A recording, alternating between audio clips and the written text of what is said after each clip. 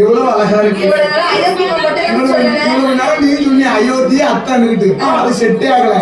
கிஸ்கிந்தா அந்த பேர் ஏதாவது பள்ளிக்கூடம் படிச்சோன்னு வச்சுக்கோ. எந்த ஊருப்பா? கிஸ்கிந்தா. ஞாபகம் வைக்கக்குமார். அதாவது ஊர் பேர் அப்படி அமர்ந்திருக்கு. அப்படி இருந்திருக்கு. நான் கேட்பேங்க. இப்ப எந்த ஊருப்பா? கருவண்டா டீச்சர். கருவண்டாவா? உட்காரு. ஊர் பேர் வாயில நுழையாது. கிஸ்கிந்தா கிஸ்கிந்தா டீச்சர். அப்படி இருக்கும் இல்லையா? சரி மஞ்சமாதா மலைபுரத்தா ஐயப்பா.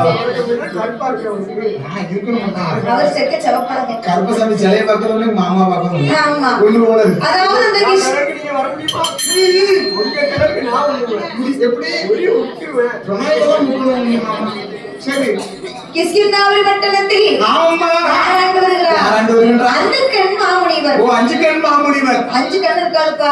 அவர் பெயரே அந்துக்கண் மாமுனிவர். ஓ அந்துக்கண் மாமுனிவர். அவருக்கு மனைவி அஞ்சனா தேவி. அதேங்கப்பா அஞ்சனா தேவியோடு கணவனும் மனைவியுமாக நலமுடனே வாழ்ந்து வருகிறார்கள். மன்னவனும் தேவியுமாக மகிமையுடனே வாழ்ந்து வருகிறார்கள். இவர்களுக்கு ஒரு கவலையா. என்ன கவலை? பிள்ளை இல்ல. எந்த கதை எடுத்தாலும் பிள்ளை இல்ல பிள்ளை இல்ல பிள்ளை இல்ல. பாட்டுக்கு கதை வந்தாலே சரி பிள்ளைன்னு கண்டிப்பா வருது. அன்னைக்கு அங்க பிள்ளை இல்லாம இருக்கப்பதான் இன்னைக்கு ஐயாவோட வாசலுக்கு நம்ம வர முடியுது. அங்க மட்டும் அன்னைக்கு பிள்ளை இருந்துச்சுன்னு நினைச்சுக்கோ. இன்னைக்கு ஐயாவை தான் பார்க்க முடியுமா? இல்லைன்னா இவர்களை தான் காண முடியுமா? இங்கதான் உட்கார்ந்துக்க முடியுமா? ஆமா. அந்த காலத்துல குழந்தைக்கு தட்டுப்பாடா இருந்தது. இப்ப இருக்க குடும்ப கட்டுப்பாடு. வேற என்ன தயவு செய்ய? ஆமா. அந்த அந்துக்கள் மாமுனிவருக்கும் அஞ்சனா தேவி அவளுக்கும் ஒரு பிள்ளை இல்லாம இல்ல காரணத்தா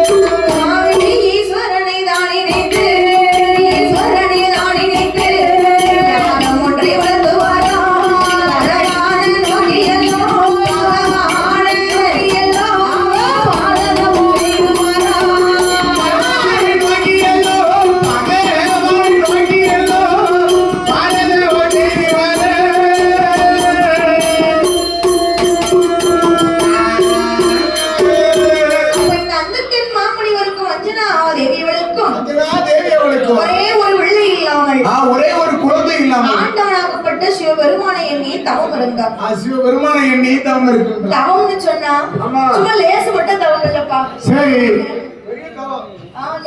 பெரிய பெரிய தவமா? ஆமா. என்ன என்ன தவம்னு கேளுங்க. சரி